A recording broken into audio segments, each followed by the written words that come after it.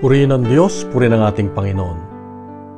Paano nga ba maging asin at ilaw para sa iba? Maraming beses sa aking pag-vlog araw-araw, may mga pagkakataon na gusto ko nang huminto.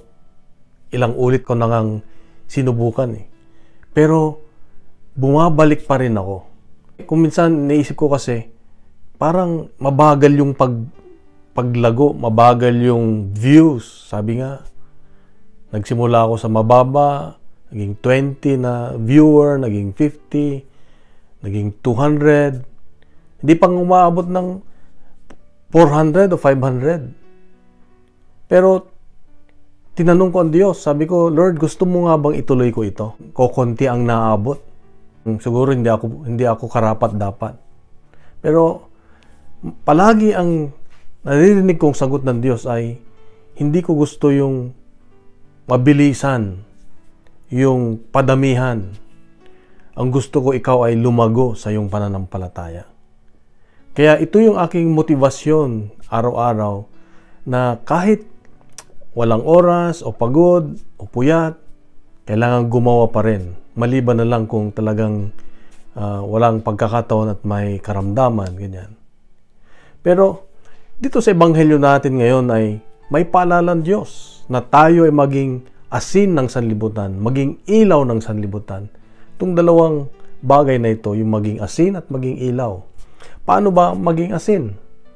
Well, kung gumagawa tayo ng kabutihan, meron tayong gana na magtuloy-tuloy sa ating ginagawa para sa Diyos, o yung mga gawang kabutihan na lang sa ating pamilya, na kahit nalulungkot yung isang kapamilya natin ay gumagawa ka ng paraan para mapasaya.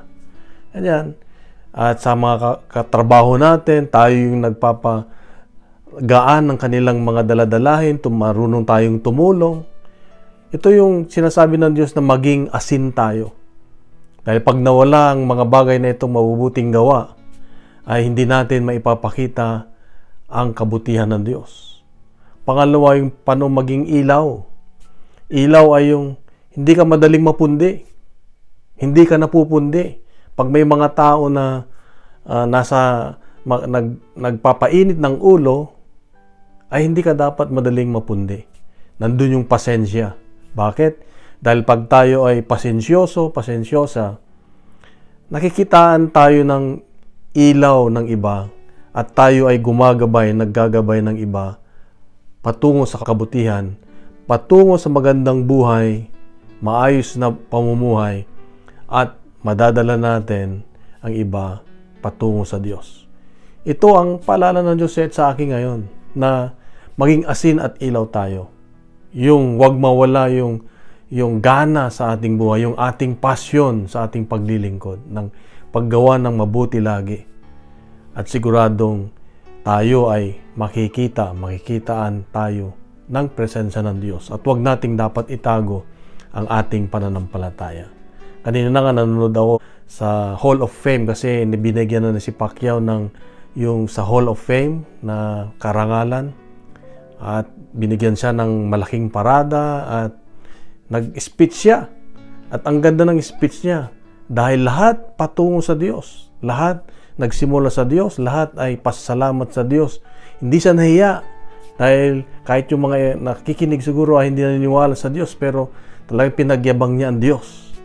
So ganun din dapat tayo, hindi natin itinatago ang ating ilawan, ang ating pagiging asin. Dapat meron tayong malakas na kalooban para ibahagi ito. Kung nagustuhan po natin ang ating reflection ngayon, ay bahagi natin sa social media at gawin nating viral ang salita ng Diyos araw-araw. God bless. God is good.